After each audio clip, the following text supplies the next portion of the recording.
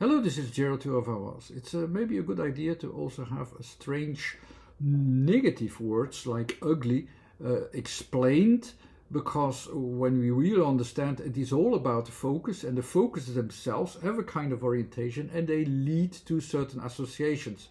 So if we understand these focuses also, which we deliberately sometimes go to have it led to a certain point, we get these associations also a bit more automatically. The more you understand this, you also understand how it is formed, why it is formed, and how we can also get it into the right perspective. And what kind of focus can you have? This whole system of letters and the letter combinations are about combined focuses. It's not all about fixed points, because that's what language is about. It's describing the things that we know and that we do not know, and it leads to certain variations of this knowing and not knowing, and describes these things, and this leads to certain associations, how we go towards certain things, how we give an order to these things, and so on. And there are three kinds of orientations orientations in general of focuses. Some of the things are really focusing towards something that we define as something. Yeah, it's fixed. It's there in space. We can use it immediately, like what it is. If that's not possible, we have already a next step, which is like, okay, but we know where it's leading to. There are certain conditions, or we can go to these conditions. So there is also a part which is not there yet, but maybe later in future, or their timing is involved. It's the 1-2 option of two focuses. If that's not even possible, that we can say, okay, will it be there at that point? Or is it definable as this is it and nothing else? When it's even more complex, that we only have a point which constantly moves in space, which constantly moves in time. We have actually, the only thing we have is actually a kind of behavior which we can derive from the conditions that we notice into the 1, 2, 3 focuses by comparison, for instance. And all these kinds of focuses with 3 different regions that goes there, also with 1, 2, 3 options also of points, of directions, of a couple of elements with unknown factors in it. We can describe actually with the letters that fit to these positions everything as a language, with letters as a language in combination. So let's go to ugly. So here are the 3 options. So I have then either an objective start physically, or a change or move in a direction, or a behavior. That's most simply said. It's also associated with the first 9 different points that you can figure out or point out quite automatically, because it's quite automatically in this way. Like, you don't have yes, you don't have no, or but you could or something in between. You always have to make a choice. Is it yes? Is it no? Or is it I'm not sure yet? And that not sure yet leads to this automated system actually. And the combinations of these yes, no, and I'm not sure yet leads to making things more sure, describing things a little bit, going towards certain things, or finding the balance between things, so that you still can define things with these uncertainty principles to it as well. So let's first go to the first letter, the U. Where's the U in my system? You can see it. It's about a fixed point of focus in space.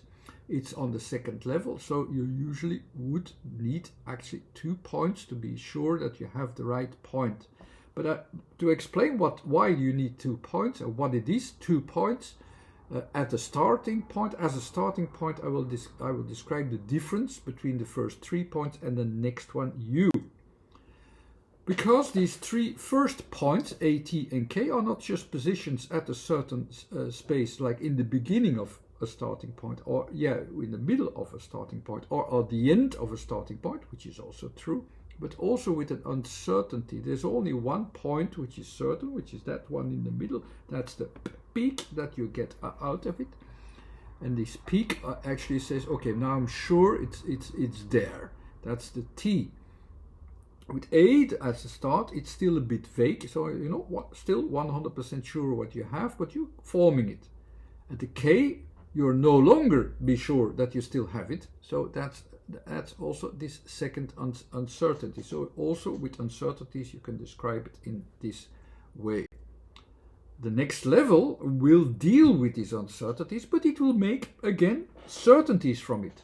With you have an uncertainty point, but you say, okay, but I still take what is most certain. So you make that choice of this in-between. You make this in-between choice. Okay, I choose this the most certain thing. Even there, even though I know there is an uncertainty principle. With L as well, you have an uncertainty with it, but you choose for the right point to make a peak from it, and you're not even sure, because the starting point was actually the highlight was became uncertain. You're not even sure that the highlight that you take out is really beneficial. You don't know that, but you follow it. So with the B, at the end of the cycle, we make the uncertain principle in the end more certain, so that you also, with what deviates there at the end, which is changing, you take the most certain things that are changing. So you know where the things are going a little bit as well, even though it's not about timing, it's about development in as forms, and where you see these results. The timings on the second level can be involved as well to clarify a little bit more what's happening there, or why it's happening, or how can you describe them. But that's all. Okay, that's a bit too far for now. Let's go to the U. But it's not pronounced as U, it's more pronounced as and like in the, is a slightly bit more complex as an origin of sound, but also more simple. It's almost like a simplified thing. It's almost like it's the smallest point that you can say, okay, here I'm sure this is real. So this is the most real, but it's certainly because it's written down as U. You have also uncertainty in it, and you, of course, like U, you try to overcome the uncertainty, but it's in there. It's the smallest part, but there are, in a way, other parts involved as well, other elements. So you have these uncertainties as well. But you take out what is most certain for you. That's your focus. That's the which is the most physical or real element, the most simple element as well that you can take out as the thing, as it. It's it in a way. Yeah, it's the thing. But of course, because of these incomplete parts, they might be connected into the next letters, depending on which next letters you will take, and they will also take part in the development of the focus that you have from here, because yes, we focus upon what is most certain at that point, but there's a lot going on there. It's like almost like you're focusing upon rubble or rubbish. It could even be on rubbish, where you see a lot of material, but there's so much material you can't do anything with it, but you can still define it as material, as the thing, as something. Something is maybe even a better word. And because your focus, which tries to focus the best thing out, it's also a little bit outside my scope focus. Outside what is useful is still there as well. There's an exceeding center of focus actually. Like you have a lot of elements, like in mud, for instance, as well. There's a lot of material, but you might do something with it, but the chance that you don't is equally big. And because the next letter is the G is actually like exceeding the spatial focus, the fixed focus, it's exceeding and it's going towards something that is bigger. And it's not bigger to what is simply bigger, it's also going to something bigger beyond your scope of vision. The last couple of focuses, the last ones with the 1, 2, 3 focuses are always going towards a focus where there's a lot what you cannot see. This is the first level, so you have a starting point and it goes towards a lot that you do not see beforehand, that you do not know beforehand. It's going towards all these elements, actually then also the elements that you cannot use. They will also be emphasized in this way, also because we have a G here, this spatial context, I have a spatial focus that exceeds its range of what it is, will also make the whole thing of the material bigger also, and it will also emphasize and make bigger the unknown and unseen part at the same time.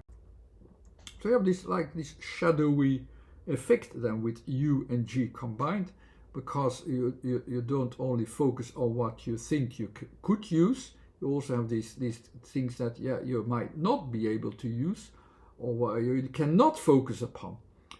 So in contrast also of what you can use from it, I will also emphasize here that my starting points are always about an opinion, and they also go to the things that are different.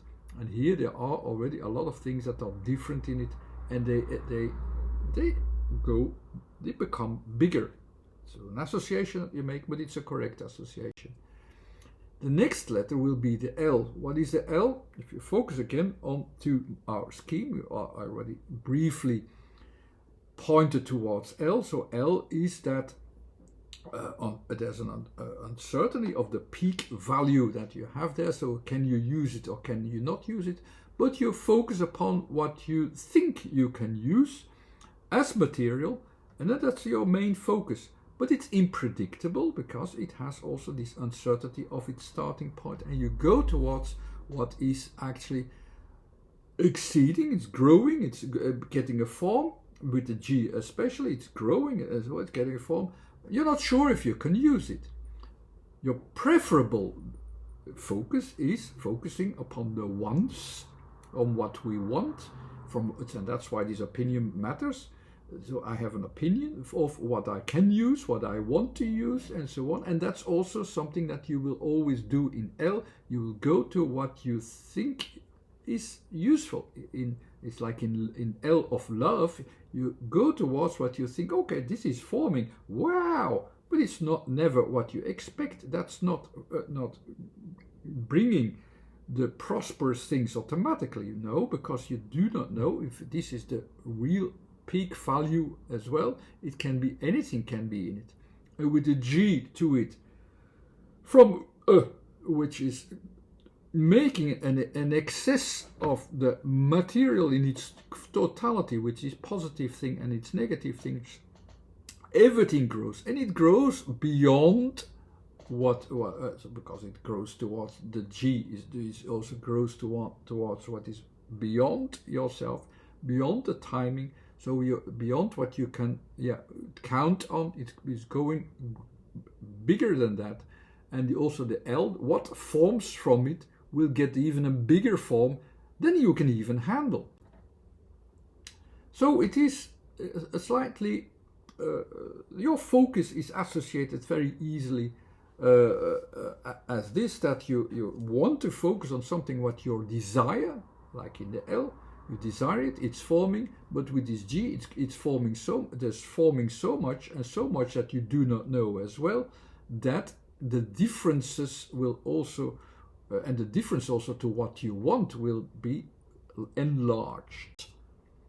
So of course you want to emphasize on the things that you desire, but you also have to focus, and you see in your focus with L, which is simply about forming. The things are forming, everything is forming there, a bit unpredictable, but it's forming there. You try to see what is forming there really, and what is there really. will be a combination of, yes, I follow what I desire, but I then also follow what I cannot use. There's no other option. They are both enlarged. And you could also say, okay, it's not only what you do not want, it's also what you do not know. That's the zeros, or what's not there yet. There's a lot of things that will be enlarged. We also without that purpose that you give to it. It's certainly not a following up of what you want or what you like, simply also because L, as the desire of following the desire of what is formed, is an enlargement of not just what you take out. Okay, this is material, I might be able to do something with it. No, the full material enlarges itself. So what I want, in my opinion, will not only be followed, also what I do not want in a certain way will be the result of this ugly.